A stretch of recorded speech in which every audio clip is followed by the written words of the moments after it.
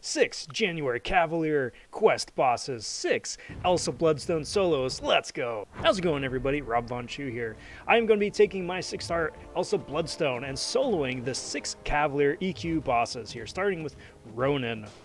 Now, for this fight, for Ronan, he has stun immunity after throwing the specials. He gets Fury each time you inflict him with something he's immune to, and power gain once you knock him down. So it's pretty straightforward. I can throw a lot of different combos here to throw debuffs on him. I want to use my Incinerates to the max potential here, and try not to throw too terribly many specials. It doesn't really matter playing around the stun immunity here. Plus, with Elsa Bloodstone's evade, it doesn't really matter anyway because she just evades every time I try and do a perfect parry. To be entirely honest, this is a super easy fight. I did not read the notes going into it, so I'm just kind of futzing around. It's a really easy, straightforward start to the month. Boss number 2 is Sentinel. Now, Sentinel has a heavy hitter, which means his heavy attacks are not interrupted. He has armor up. His special attack damage increases based on his armor, so each armor up makes his specials a little bit toastier, and destructive feedback, so we need to be a little bit cautious with that. Of course, Sentinel has his analysis charges, so as soon as he hits that 100, well, then he's just a little bit more annoying to fight. But overall, since this is an XL champion, that's super helpful for Elsa, and since it's a boss just like the other 5, she winds up getting some added benefit from that as well. I do need to be a little bit cautious, again, like I said, with the destructive feedback, just so I don't get tagged. If I get hit, basically, the way I'm playing right now, it's going to be a one-shot. But since Sentinel's specials are easy enough to evade, it doesn't really matter too terribly much once that feedback is up. Just decks out of the way, make sure that none of that winds up tagging me, because otherwise that is game over. And, you know, just lather, rinse, repeat. Throw up a couple of the busted debuffs to wind up increasing the potency of my Incinerates later on, and let that do the work for me. And just like that, fight number 2 in the bag.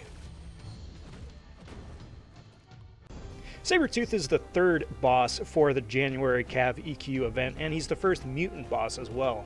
January is a mutant month with Toad and Sauron as the featured champions. We'll see them later. But, you know, already I'm going into this with class disadvantage. This Sabertooth has Super Buffet, which means he winds up healing up a little bit. Plus, he winds up stealing a debuff.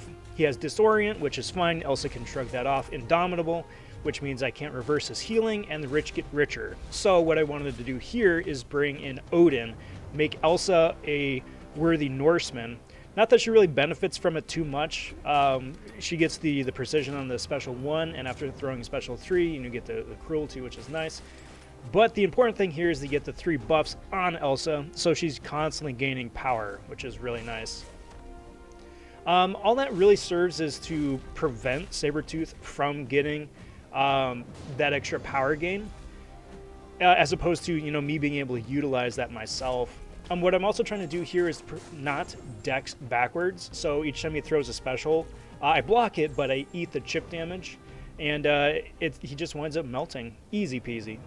Now, the 4th boss here is Juggernaut, and of the 6 bosses for this month's EQ, he is the 2nd most challenging, I'd say.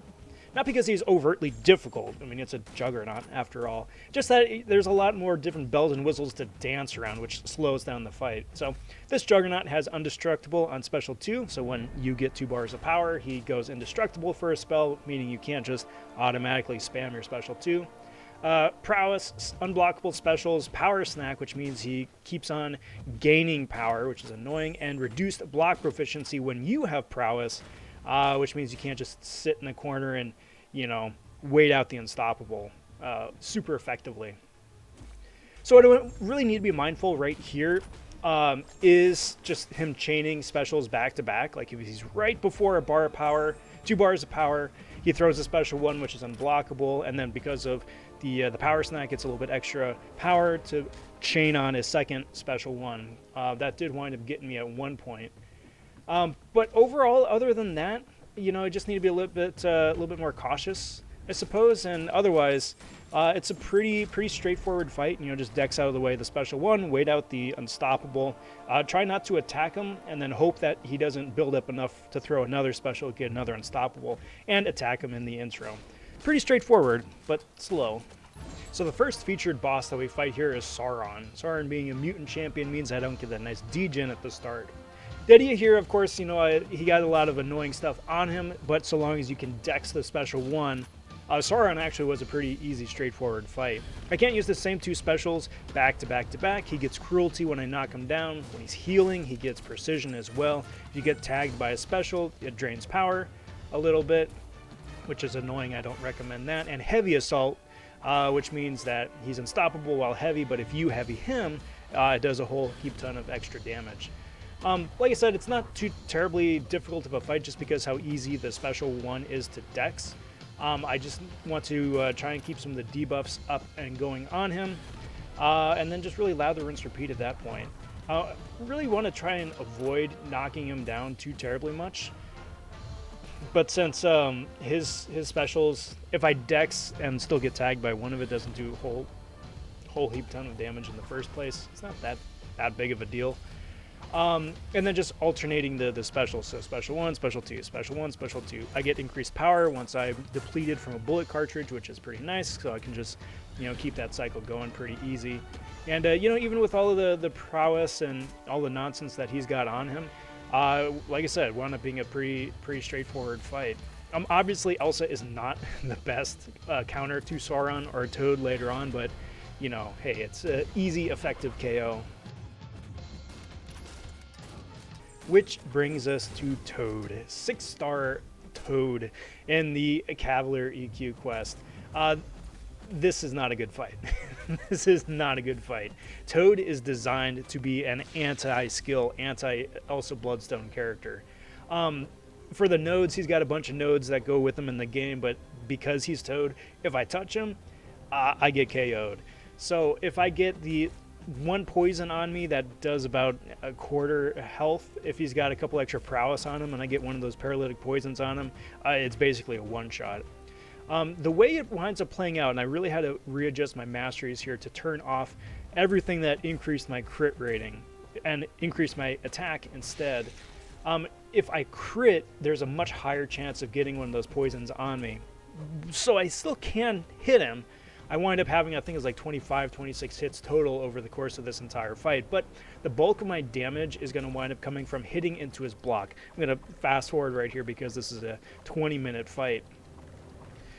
I just want to play around with the keeping him in the corner because I'm hitting into his block. I'm not proccing a whole lot of his regens. He triggers regen when he builds up to a special 1. Ideally, I'd like to build up to push him to a special 2, but because of how slow this process is, he inevitably winds up throwing a special 1 before I can build him up to that special 2. The special 2 removes the prowess, which means I have a better shot of being able to hit him normally again and kind of just speed up the process.